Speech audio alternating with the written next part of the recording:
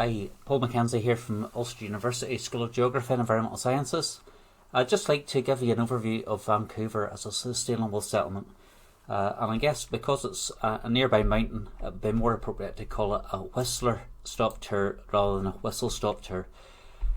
So as we go through the talk, it's important to look at the links to the curriculum.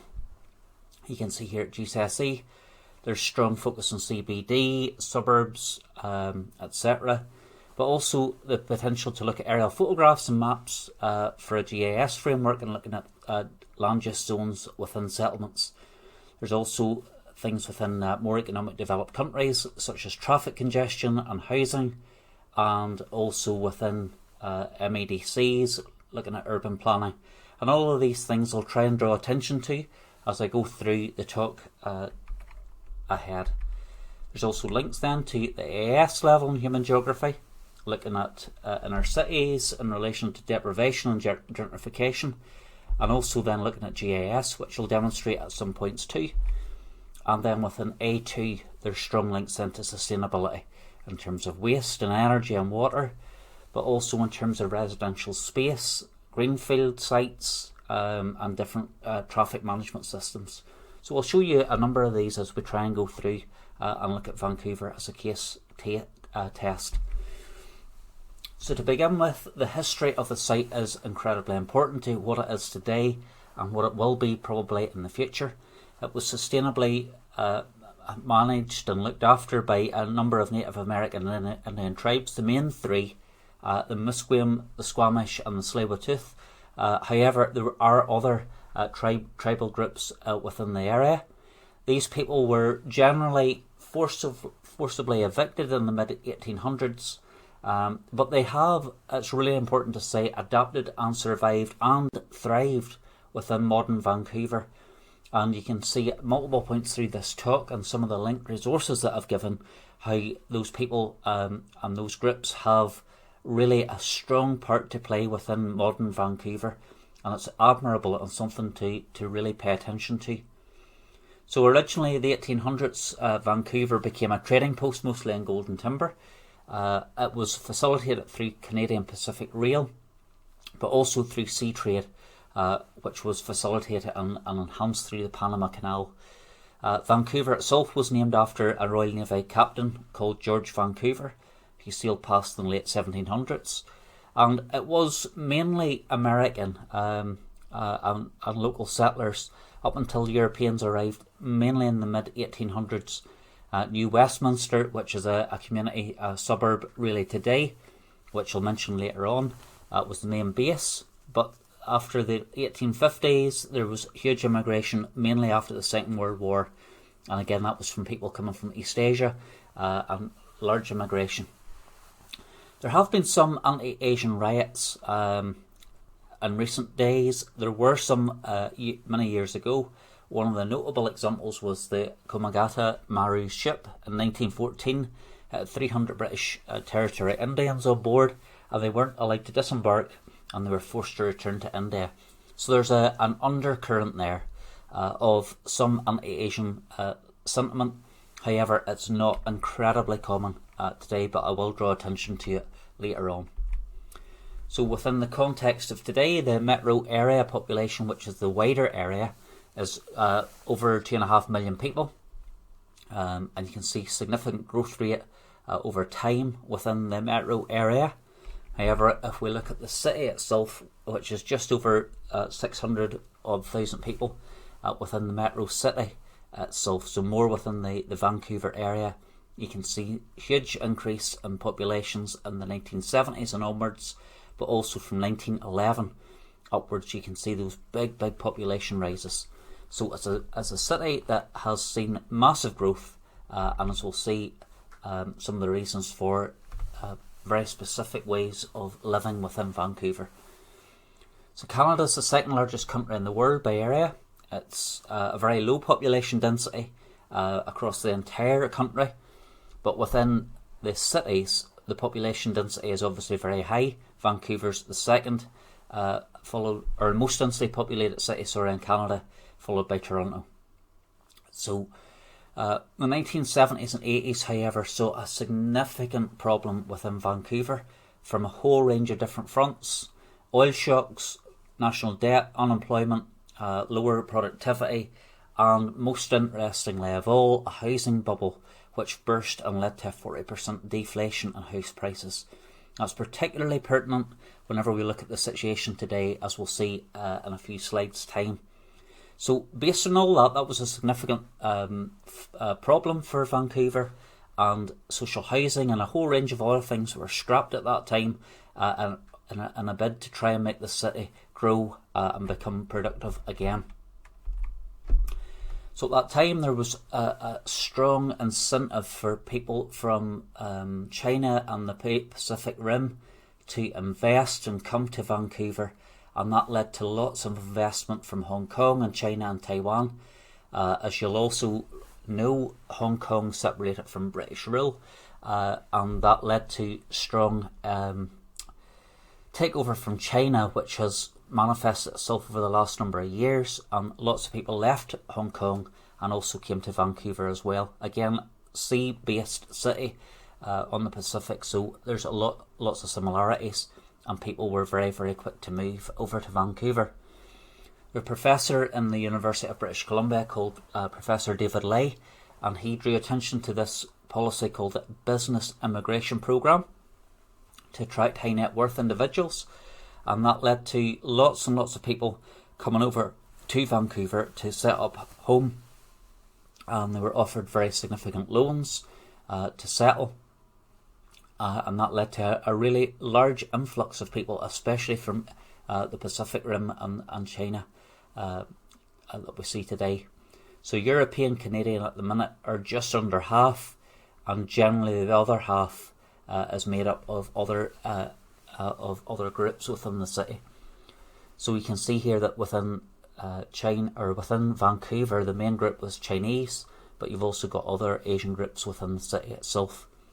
Now, there's been references to postmodern cities within some of the geographic textbooks, looking at different centres and maybe looking at different architecture types and different parts of a city occupied for different needs.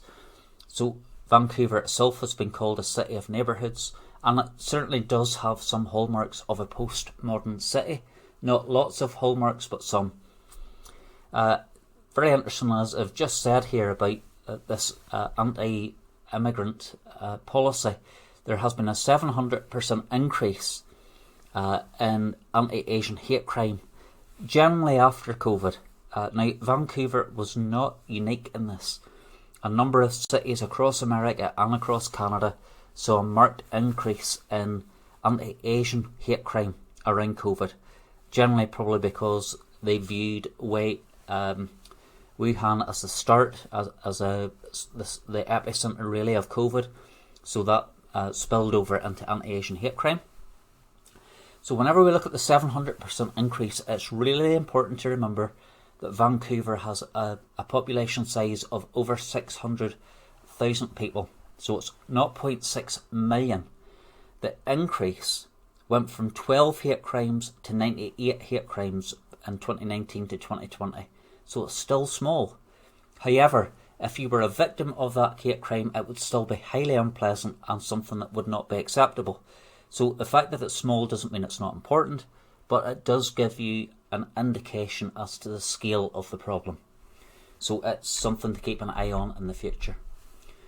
So again, this guy Larry Fink, one of the big guys that control a lot of wealth, he's a figurehead within business, and he said if you've got lots and lots of money, don't buy gold, buy a condominium in Vancouver. And again, that led to massive purchase of lots of housing in Vancouver by very, very wealthy foreign investors who came into the city and started to buy flats, apartments and other housing stock within the city. Now, having said all that, that's a very clear influx of people, lots of population growth. If we look at the geography of Vancouver, you can see here that we have a very, very distinct physical landscape. To the north, you have North Shore Mountains, you have Burrard Inlet, you've got the Strait of Georgia to the south, you've got the Fraser River, and you've got other land like the Burns Bog here, which is generally protected. Just interestingly to note, the rectangular scar on Burns Bog is one of the landfill sites in Vancouver. But you can see here that there's lots and lots of physical geography features that mean the population is constrained and restricted to go to certain locations. Now, there is sprawl, but another factor that impacts on that sprawl is the agricultural land reserve. And you can see here these green areas on the map, which mean that those areas are generally protected for food production. And if you can look right throughout the city, you can see areas in Port Coquitlam and around Richmond and around Delta, and a whole range of different areas that are protected. Now, those are strategic, and as of last year, or 2021, there was increased flexibility for families to allow additional housing on the land. However, it is still largely protected, but the policies are opening up slightly. Also, if you can see up at the top right, I have provided a link for you to the Agricultural Land Reserve website, so you'll be able to click on this link and find out a little bit more about the Agricultural Land Reserve, which is a really, really important part of Canadian planning policy. It acts a bit like Greenbelt, but it's not just exactly the same as what Greenbelt is in the UK. So with all of that, population growth, mountains, sea, agricultural land reserve, there's a problem. This generally led to a rapid rise in house prices again, like the original bubble, and in 2016 it was generally called the housing bubble, or the housing market was called an irrational market. People like Evelyn Waugh, that you can see in the top right, started a social media campaign called Don't Have 1 Million, which was a backlash against these massive spikes in house prices. And people like Evelyn Waugh said that she had to move out of the city into Vancouver Island because it was no longer a sustainable housing market for her to purchase a house in. However, COVID also increased prices. You can see in the graph in the bottom right that prices increased from 2020 up to 2021. And again, that was something akin to what happened in the UK. People didn't move so much, they improved their own home, which ultimately led to a rise in house prices. Recently, interest rates have gone up across the world. That's impacting on buyers, and that has meant that there are fewer sellers because the prices have reduced. So again, it's still very, very difficult to get housing within Vancouver. And what housing is there generally leads to a high price. So Vancouver is troubled by the fact that it has very low numbers of families. People can't afford to live there long term. And that has generally led to this suburbanisation process, where people have moved out from the city centre to places like Coquitlam, Port Moody, Lockheed, etc., which you can see here on this map. So there has been a strong suburbanisation process over the last number of years. However, there are lots and lots of policies to try and get people back into the city centre. So we can see here that there was a $7 million development right within the downtown area, and this was mixed use, so residential, retail, a whole range of things happening in the same area, and it was passive housing. It's not a spelling mistake. This is the German term to look at ultra high energy efficiency, high insulation housing that will require very little energy to heat, but also emit very few greenhouse gas emissions as well. So there's this seesaw between suburbanisation and these neighbourhoods around Vancouver, but also still focusing on getting people into the city centre location itself. So it's a really very nice example of geographic flux between the outskirts and the city centre, and a process of constant change.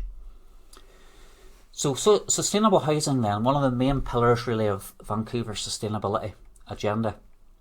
The layout of Vancouver, so the mountains and sea, etc., and the lots of people have led to great density within the city centre. So buildings have gone up with a term called extreme stacking, and that term has been borrowed from Hong Kong, whereby people live in higher dwellings above the city. And those higher dwellings obviously mean they've got nicer views, but the cost is high, and they also tend to live in fairly small buildings. Now, we know that Oscar Newman talked about defensible space, and it's a very real problem within Vancouver, whereby People live in their apartment, but they don't really know who owns the corridors, the lobbies, the areas outside the towers, and that has led to problems within Vancouver in terms of vandalism, but it's also led to very strong architectural design and development, whereby people are provided with things like squash courts, community gardens, all within the high block towers, so that people do feel that they have ownership of space while also having proximity to lots of different people. So it's certainly well worth watching. But it's a very high city. It's lots of towers stacked very close together. However, because people want to see the views of mountains and the sea and the forests, it has led to lots of protection of those views. And this has led to a unique process called view-based urbanism, whereby where developers come in, they must allow line of sight of some through the city to allow people to see the natural areas around it. So it's a very unique way of building. But it has also led to lots and lots of urban infill and urban resurgence, whereby derelict buildings or whatever are repurposed for development, either mixed use or residential or whatever. So gentrification has absolutely happened in Vancouver. This department store called Woodward's was empty and it was bought over, but it was mixed use. However, one of the main policies within Vancouver as well is called inclusionary zoning. And inclusionary zoning just means that there's 20% of rezoned neighbourhoods have to be for affordable housing. So it's allowing this mix of very affluent homes and apartments, but also that compensation of a fifth of those properties towards affordable houses. So you can see at the bottom right, there was a strapline of "Be bold or move to suburbia." So a bit of a slur against the suburban world, trying to get people into the city centre. People thought the strapline was a bit harsh. However, the lavish condos were bought by bold people and they sold out in a month. So this was seen as a major gain because it was redeveloping city core and leading to these new families and younger people coming into the city side by side with more affluent home owners. The result of Woodward's was a downtown core that was revitalised. School enrolment went up. There was an increase in active travel. So there were lots and lots of really quantifiable benefits to this gentrification of one building within the city centre. Housing Vancouver have a strategy over the next 7 years or so, 4 years, and that's a strategy to address the housing crisis, looking at 72,000 new homes over the next number of years. So again, there's a really clear active plan in place to try and develop affordable homes. There's also social housing, purpose-built rental properties, condos, laneway houses, coach houses and townhouses, and this missing middle housing with up to 6 units per lot. And typically what that means is that one house would have been built on one lot, perhaps a big detached house with a garage and a basement. Now what is the policy is that those houses are being sliced up essentially, so that the main house may have one family living in it, but the basement might have a separate entrance and be enclosed for a different family. The garage might be turned into a laneway property or a coach house for a different family, and there may be even another property built on to the house as well. So these multiplexes, or one lot and multiple families, is a very real process within Vancouver housing to try and allow lots of new people to move into areas while preserving some of the area's character as well. So very strong sustainable policies.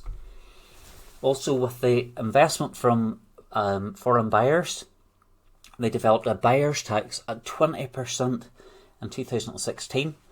The other thing that they've done is looked at empty homes. So some geographers walk around Vancouver at night, look at the towers and see multiple apartments in darkness, and they assume from that those apartments are empty, they've been bought by rich foreign investors, but they aren't lived in. So again, Vancouver has adopted a policy whereby they look at those homes and write to clients, etc., and work out if the person's there or not. And if they're not there, they get 1% tax of the value of the apartment or the condo. So again, aggressive policies to try and tune down this foreign investment that has led to a housing bubble. And if you look at what Christy Clark has said, she says if we're going to put British Columbians first, and that's what we're intending to do, we need to make sure that everything we can do is to try and keep housing affordable.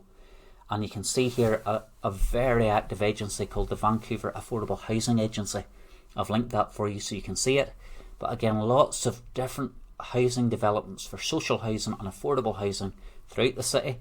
And you can see here it's delivering 112 affordable rental units with 20%, that's the inclusionary zoning again, targeted for families. So the gaps are trying to be filled by policies that aim to bring people in, which is really exciting. And you can see here that there's community groups and a whole range of different people all involved in those schemes. So very, very exciting and a very aggressive policy to try and make good on affordable housing. So the housing's been a very big part of that, but housing relies on transport. And Vancouver's density is largely responsible to policies on transport. So a bit of historical context, in the 1960s, the central business district was dying, overcrowded, big car ownership, and the whole inner city was in decline. So really, around those late 60s and into the 70s, Vancouver wasn't in a good place. And these two influential planners, Corbusier and Moses, were very keen to just tear it down and build it up again. However, there were protests to a freeway that was proposed to go right through Chinatown. And again, this is a link to a video on those protests on YouTube that you might find interesting. But almost as akin to District 6 in Cape Town, where they would have bulldozed houses and evicted families, probably resettling them somewhere, but that's nevertheless a significant problem if you live there. And those protests didn't really grow out of just the destruction of Chinatown, but also grew to try and preserve green space and to try and preserve the character of the city as it was at that time.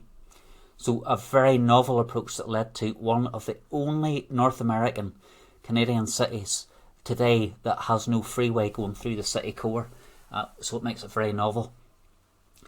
So Vancouver really in the 1800s grew up around its electric streetcars. As those streetcars stopped and dropped people off in neighbourhoods, those neighbourhoods grew to allow shops and houses, and that was a very sustainable system whereby people lived nearby, commuted in, and bought everything they needed locally. Sort of something like the 15-minute city idea that is being reported today.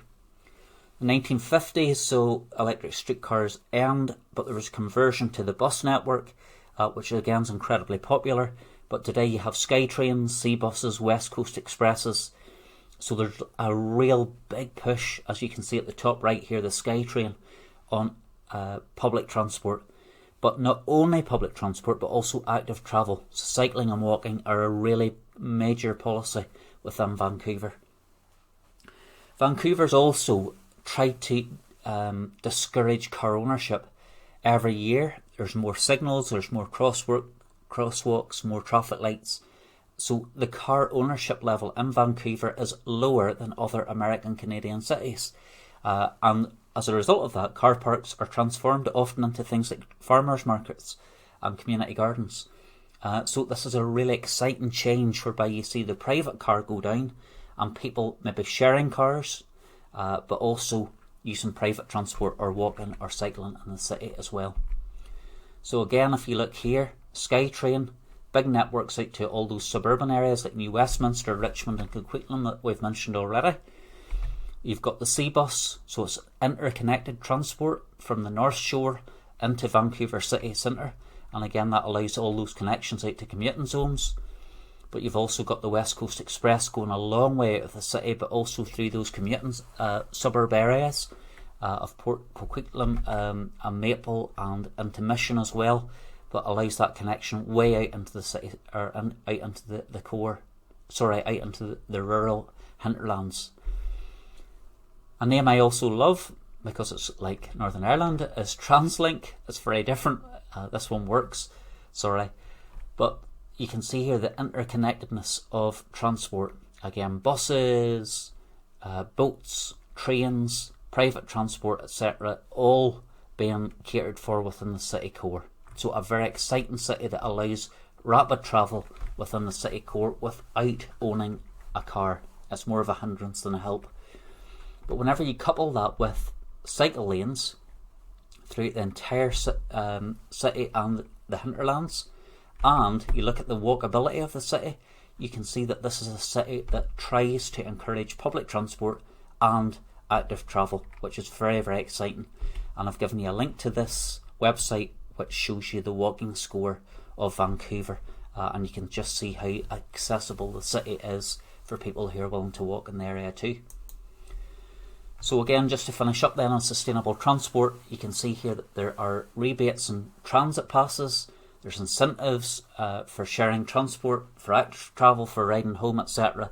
Lots of things to try and get people using sustainable transport and sustainable commuting. There are also targets to increase people's use of public transport, greater use of electric vehicle charging, more travel by active travel or public transit, and less vehicles with fossil fuel emissions as well. So there's lots of very exciting things happening on the transport front in Vancouver. Linked to that then, there are green spaces, and lots of them. 200 parks, green spaces, community gardens, street trees, etc. all throughout the city. There's also salt marshes which double up as flood defences, but also lots of different things like the Arbutus line, which was bought over and turned into a greenway, something like the rail line in New York that was bought over and turned into a high walkway with trees, etc. Gil Penaloza also said that cities need green in sizes small, medium, large and extra large. And basically all that means is that rather than an occasional visit to a very large park, it's more beneficial for people to have lots of small interactions with smaller green spaces because they can benefit from that. So in 2017, 93% of Vancouver was within 400 metres of a park. So, I mean, those are colossal scores. And again, it's not new. It was a visionary city. In the 1920s, Bartholomew said that there should be around an acre of green for 100 people, but that those green spaces should also be within a walking distance.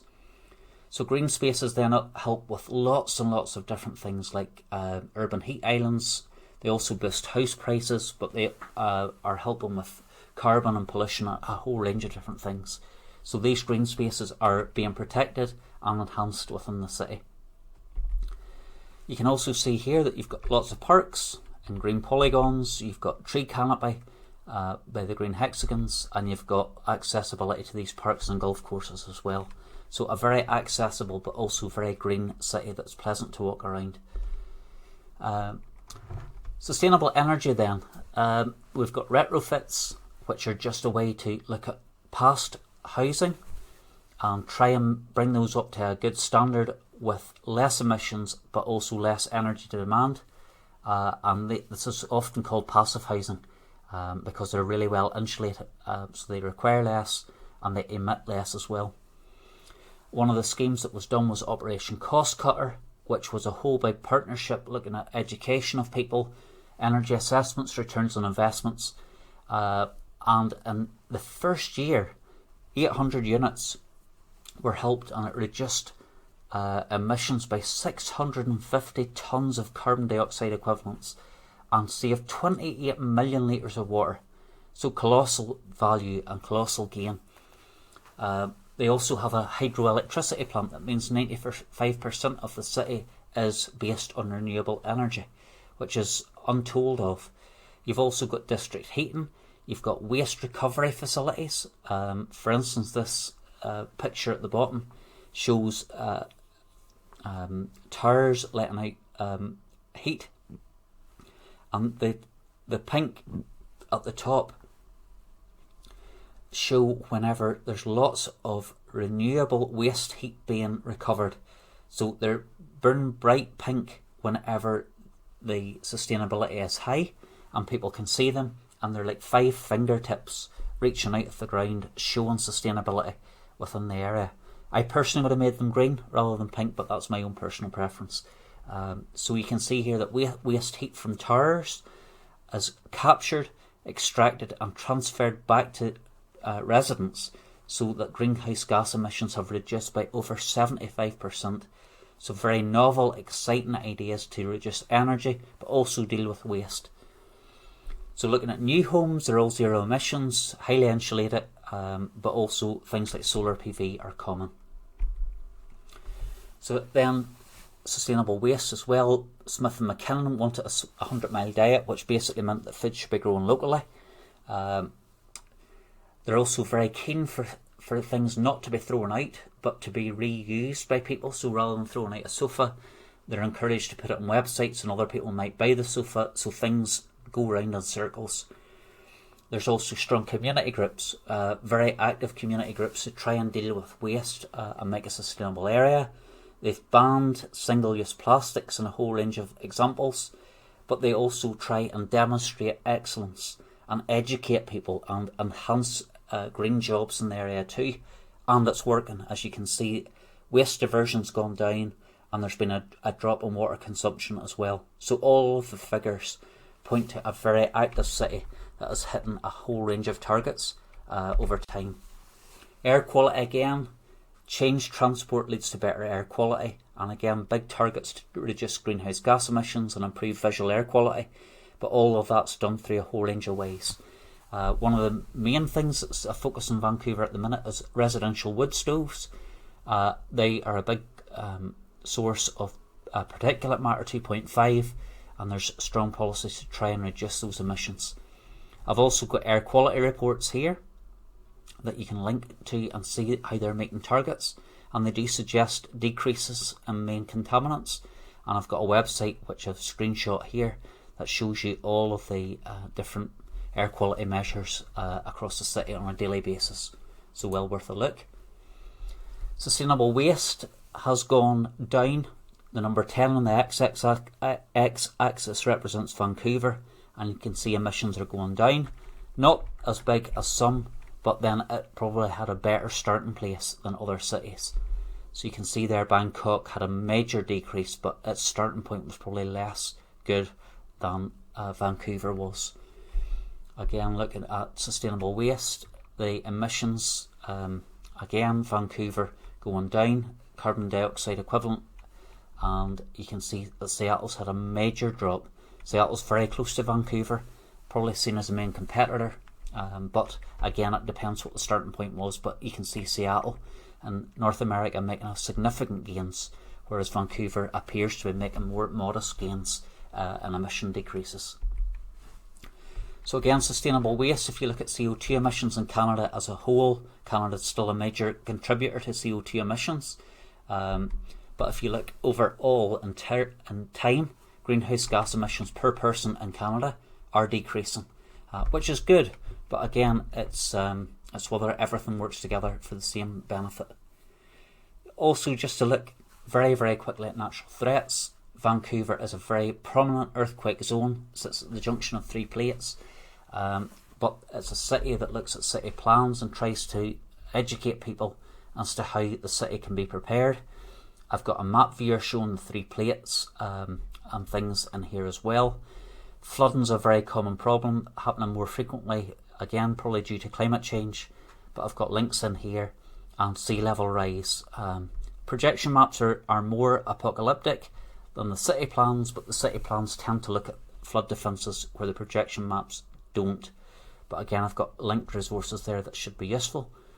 And as we've seen recently, wildfires in Canada are a significant problem, and you can see here that North Vancouver is classed as a high wildfire danger rating. The rest of it's fairly moderate, but you can see that particularly in things like air quality, wildfires would have a significant impact in a very short period of time. So there's a whole range of threats there in Vancouver that could offset all of the gains very, very quickly. Obviously, if there's an earthquake, God forbid, or there's a major flood or sea level rise or whatever, they're a very quick crisis, but they would set back all of the gains by decades. So it's under threat all the time. So I guess as an attempt to summarise, Vancouver's got big moves. It's got strong action plans. It comes out as a very livable place. It's won lots of awards. Its mayor is a signatory member of the C40 scheme, Cities 40 scheme that looks at climate crisis. Greenpeace was born in Vancouver, and it regularly tops all of these settlements as an example of a sustainable city. It does have problems with sea and air travel. Climate change is likely to be a problem in the future, and as is housing. And Canada as a whole has very, very, very significant sins to look at. For instance, the Alberta tar sands, cutting down and logging old growth forests on Vancouver Island is one example. Now, it's probably a better example.